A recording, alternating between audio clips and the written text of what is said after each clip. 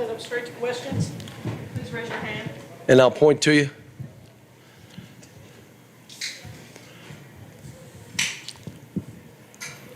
Cal, you guys have really been kind of in control of most of these games at some point or throughout, and then you've talked about it, kind of let the other team come back. Did this feel like finally, I mean, obviously you're up 40, like dropping the hammer, a complete performance, I guess? Well, having CJ back gave us minutes. Now, you may look and say he only played 6 minutes. That's a lot of minutes for someone that's playing 40 minutes. The other guy that they talked about, they said, Chris had foul trouble and you played a due. How good did he play? I mean, he played good. Difference for us was we made threes. When you go 0 for 11 from the three and still win the game, you're pretty lucky. But we make threes, we can stretch things out a little bit, and we made threes today. We still rebound the ball. We defended great. We're getting better. You know, the thing I talked about, like what areas can we get better at this time of the year? You're only going to get 1% better in certain areas. But confidence, individual confidence can really grow. And that is you do it in practice, you get in the game and you perform, you have a ball playing. But the biggest thing is you got to trust all your teammates are on the same page so that you can be a risk taker, you can make some plays, you can be aggressive because your teammates are behind you. And they also know and trust that whatever the game plan is, everybody's locked in. Our shoot-arounds right now are 30 minutes. 30. These dudes are locked in. Bang, and then we go. But look, that's a good team. They got size. They got guard play. I think the size of our guards probably bothered them a little bit. But they're good.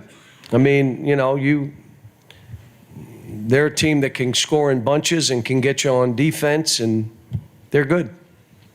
Yes. You've talked about Jacob making use of that great physical skill in the 40-inch vertical and all that this season. When do you think it started to click for him to have this kind of rebounding effort? LSU. Was it the LSU game? Yeah, he started. But I just slapped him and said, I'm not letting you back up. Just know. Like, I'm on him in the game now because he'll like to try to take his foot off the gas and act hurt. And I'm like, are you hurt? You need to come out?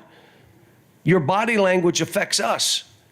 And he is playing so well. I'm just saying, why would you want to be that other guy? This guy, he's one of the best players in the country. Oscar, can you see he's getting his confidence back? He was out. We were trying to make do. Kaysen's getting better and better. Still has 1 or 2 screw-ups, but I'm fine with it because he does so many other things. Yes. John, how close do you feel all of your guys are on the confidence level and the whole trusting each other? How close are you? We're on that rise. And at this time of the year, you're trying to have them empowered. They're calling plays in huddles now. Kaysen saying, why don't we do this? Boom. The minute they say that to me, I go, let's do it. Because it's off my plate, and now it's on their plate to make it work. And I want that. And defensively, the same. You know, we talked about changing, and they went, no, let us keep playing this way. Fine, let's go. So you want them empowered, you want them confident, but just as important, you want them to have a ball playing. Even when it gets rough and the other team makes a run, you got to have a ball playing basketball, especially this time of the year, because you don't want it to end. Refuse to lose. Doesn't mean you're winning every game. It means your mentality of how you're playing. You never stop. The clock may run out on you, but you just keep coming. And these guys are embodying that right now. Yes. Hey, Cal, not to kind of maybe go back to the first question too much, but you know, you have mentioned a lot about not letting the other team get back in games when you get these double-digit leads. Did you think today not letting that happen is a sign of growth and maturity of this team, especially heading in these final couple of regular season games? But we were up 25. It wasn't 10, 12. Well, no, but you were only up 15 there early in the second half, and you know, Florida, they came back and made it interesting. Took the lead at halftime. We've been showing them the tape.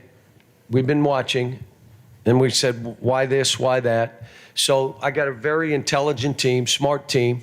You know, they're getting it, but you got to be confident. You know what you got to make? Free throws. You know what you got to make? An open shot. That's a dagger. You know what you got to get? A tough rebound and throw it ahead and make that three. That's a dagger. And we kept running today. I mean, we didn't stop. We wanted this game to be fast. It's how we play offensively. You know, I can't imagine we're not in the top 10 in the country offensively, how we're playing, and they're getting it. Yes. Coach, you talked about hitting shots, hitting threes. Antonio hit so many of those today and seemed to really get going. But it was just 4 or 5 games ago. You mentioned there was a game you couldn't play him because of the way he was playing on defense. And It was it Florida. seemed like he What showed up happened today. in the Florida game? He got beat how? Backdoors. For layups. You know what he didn't do against Florida the second time? He did not get beat backdoor. And he looked at me and I looked at him and we just both smiled like they were trying. And that's what I'm talking about, confidence defensively. You think that I'm talking about just shooting the ball and just let it go. No, I'm talking about confidence rebounding the ball, confidence on defense, confidence flying up the floor even if you don't think you're going to get the ball, that you're confident if you are open, you're going to get it. You're never jogging.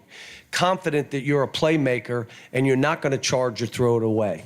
Again, today we didn't have many open court turnovers. They convert better than any team in the country if you turn it over live ball turnovers. So we're getting better. A couple more. Yes. After the South Carolina game and even the Georgia game, I mean, it was assumed that the guys were pretty low. How different is the locker room the last week or so compared to those times? You know, there's 2 things when you're coaching. One, you got to hold them accountable. Like you got to, no. You say no. You got to hold them accountable. But you're juggling balls because you also got to build them up. But if you just agree, yeah, you're fine, just keep,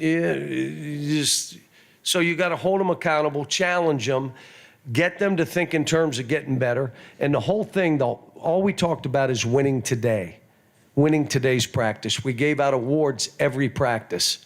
We just stayed in the moment. They just told, I know we played Vanderbilt because they just told me next. I don't know who we're playing next. Now I know Vandy. That's all I know, and that's what I'm focused on.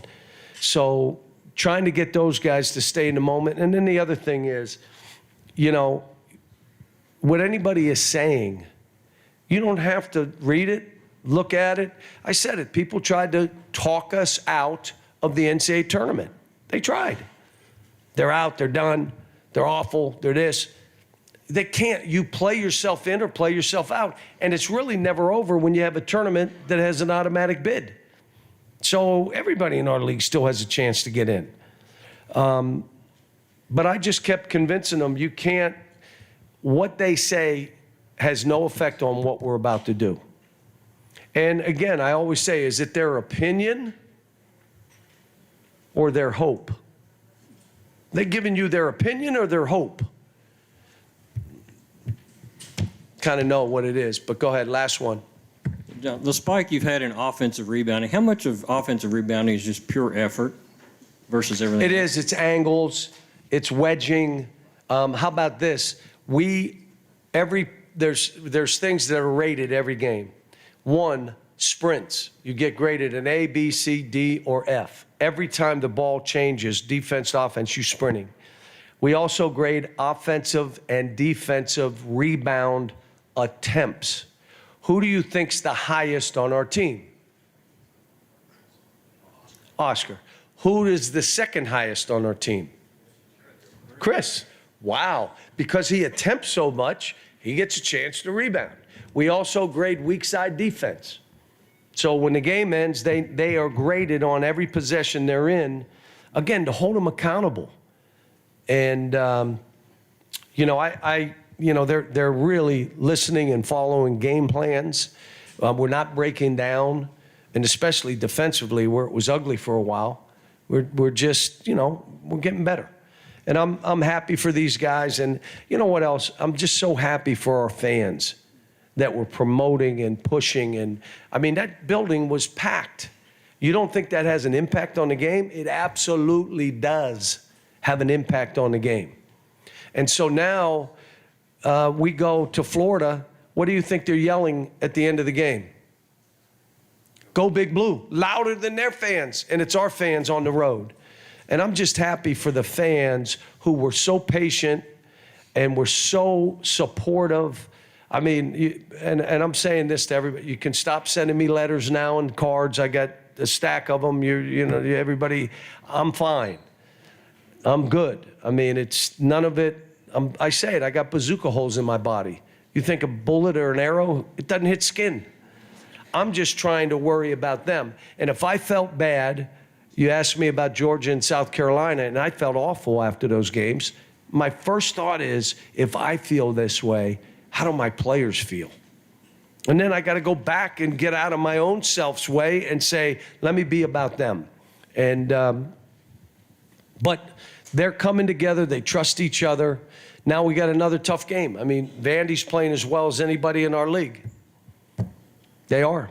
So we'll have another tough game to play, and hopefully we have the same kind of crowd. When is the game?